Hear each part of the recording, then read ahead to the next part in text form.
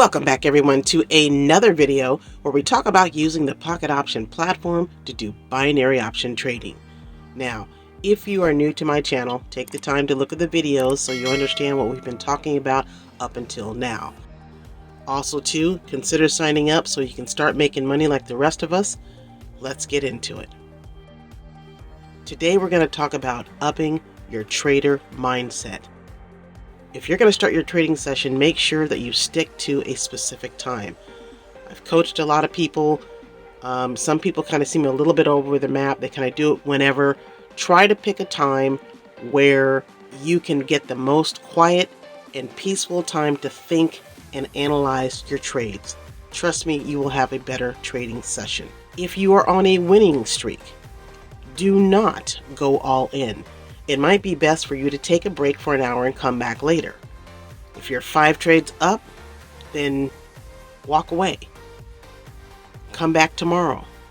But never, I suggest, go all in because you've had those 5 trades and you say, well, I've got $100 now. Now I'm going to go $100 all in. That's just not a wise thing to do. And always remember, trading is very, very psychological. So if you feel as if you're kind of getting sucked in and you can't stop, then you probably need to take a break from the platform. That would be my suggestion. It happens to all of us. I've been there. It does pull on our emotions. So you have to begin to develop a very, very thick skin and start to maintain a trader psychological discipline that is unbreakable. You will see your trading sessions change. And that's where also too, a lot of people get caught up and they start over trading. Now, today we're going to talk about that same 1-minute strategy. Many people have been DMing me trying to hit those entry points.